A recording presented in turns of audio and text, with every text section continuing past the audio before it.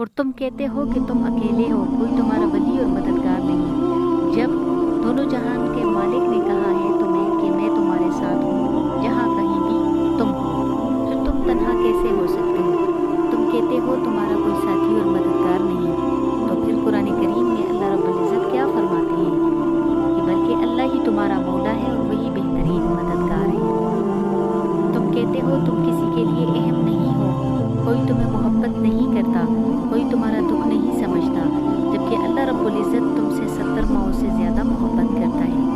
وہ تو کہتا ہے تم سے کہ ہم نے انسان کو پیدا کیا ہے اور اس کے دل میں جو خیالات اٹھتے ہیں ان سے ہم واقف ہیں، اور ہم اس کے رگ جان سے بھی زیادہ اس سے قریب ہیں۔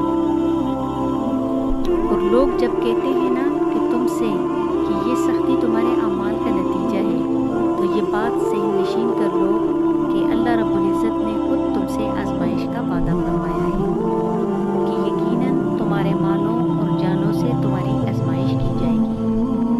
اور یہ بھی یقین ہے کہ تمہیں ان لوگوں کی جو تم سے پہلے کتاب دیے گئے اور مشرکوں کی بہت سی دکھ دینے والی باتیں بھی سننی پڑیں گی، اور اگر تم صبر کر لو اور پرہیزگاری اختیار کرو تو یقیناً یہ بہت بڑی ہمت کا کام ہے۔ لیکن یاد رکھو کہ مشکل کے ساتھ اس نے آسانی کا وعدہ بھی فرمایا ہے کہ بس یقیناً مشکل کے ساتھ آسانی ہے، بے شک مشکل کے ساتھ آسانی ہے۔ اور تم کہتے ہو کہ کوئی ہو جو تمہیں تاریکیوں سے نکال کر روشنی کی طرف لے جائے، تو سنو، پھر وہ کہتا ہے کہ بس آپ رحمت الہی کے آثار دیکھیے کہ زمین کی موت کے بعد کس طرح اللہ تعالیٰ اسے زندہ کر دیتا ہے۔ کچھ شک نہیں کہ وہی مردوں کو زندہ کرنے والا ہے اور وہ ہر چیز پر قادر ہے۔ پھر فرماتا ہے کہ بس جو لوگ اللہ تعالیٰ پر ایمان لائے اور اسے مضبوط پکڑ لیا، انہیں تو وہ عنقریب اپنی رحمت اور فضل میں لے لے گا اور انہیں اپنی طرف کی براہ راست دکھا دے گا۔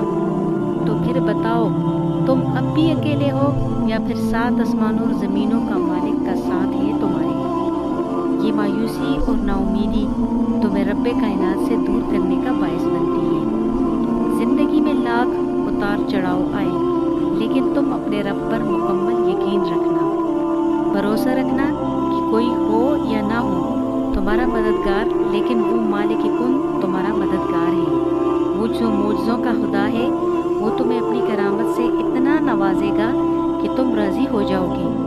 وہ ہر اس غم کو تم سے دور کر دے گا جو تمہیں بے چینی اور بے سکون رکھتا ہے، بے چین اور بے سکون رکھتا ہے۔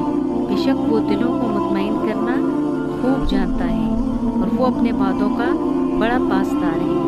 وہ فرماتا ہے کہ یا ایھا الناس ان وعد اللہ حق فلا تغرنکم الحیاۃ الدنیا ولا یغرنکم باللہ الغرور۔ لوگو، اللہ تعالیٰ کا وعدہ سچا ہے، تمہیں زندگانی دنیا دھوکے میں نہ ڈالے اور نہ دھوکے باز شیطان تمہیں غفلت میں ڈالے۔